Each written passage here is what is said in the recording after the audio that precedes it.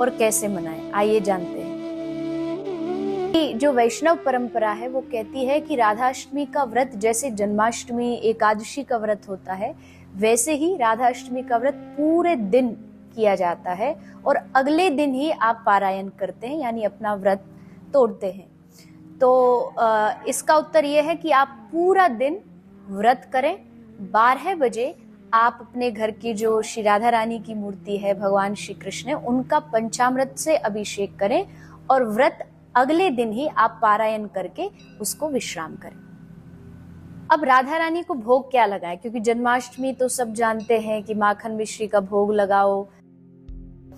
राधाष्टमी के दिन हाँ आप फलहार रहें, लेकिन आप श्री राधा रानी को अच्छे अच्छे व्यंजन बना करके परोस सकते हो, क्योंकि श्री राधा रानी स्वयं भी व्यंजन बनाने में बड़ी निपुण है। शास्त्र कहते हैं कि जब वो ठाकुर जी के लिए व्यंजन बनाती है तो एक व्यंजन जो एक बार बन गया उसको श्री राधा रानी दोबारा कभी नहीं बनाती। तो आप अपने घर पर श्री राधा रानी के लिए व्यंजन बनाएं, 56 भोग बनाएं। और एक विशेष चीज जो राधा रानी को बहुत प्रिय है, शास्त्रों में लिखा है कि श्री राधा रानी को अरबी की सब्जी और कढ़ी, ये 2 वस्तु ऐसी है जो श्री राधा रानी को बहुत प्रिय है। तो आप उनकी प्रसन्नता के लिए, क्योंकि जिस दिन जिसका जन्मदिन होता है हम प्रयास करते हैं उसकी मनपसंद चीजें करें, तो आप अरबी की सब्जी का भोग श्री राधा रानी को उस दिन पधरा सकते हैं। अगला प्रश्न है, राधा रानी को कौन सा वस्त्र पहनाएं?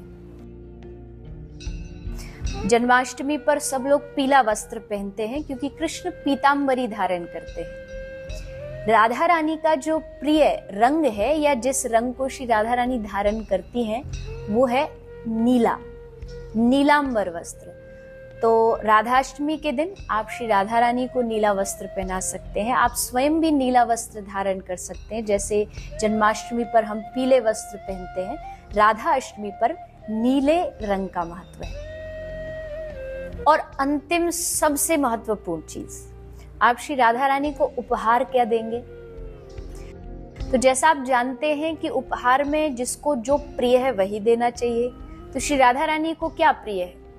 श्री राधा रानी को कृष्ण नाम प्रिय है। तो विशेष चीज, अगर कुछ आप न भी कर पाए तो एक विशेष चीज अवश्य करें कि आप उस दिन श्री राधा रानी की प्रसन्नता के लिए हरिनाम संकीर्तन करें। संध्या को, सुबह, दोपहर, अभिषेक के समय, जब आपको समय मिले आप पूरा परिवार बैठ के थोड़ी देर के लिए श्री राधा रानी को हरिनाम सुनाएं, कृष्ण नाम सुनाएं, राधा नाम सुनाएं और संकीर्तन का उपहार श्री राधा रानी के चरणों में प्रदान करें। इसके अलावा भी नियम तो बहुत सारे हैं, लेकिन विशेष बात यह है कि जाकी रही भावना जैसी, जिसको जिस भाव से श्री राधा रानी को प्रसन्न करना है उसी से श्री राधा रानी प्रसन्न हो जाएंगी। लेकिन याद रखें, राधाष्टमी का व्रत अवश्य करें। अगर ये व्रत आप करते हैं तो शास्त्र कहता है इससे आपको अनेकानेक एकादशियों का फल प्राप्त हो जाता है। तो राधाष्टमी का व्रत अवश्य करें।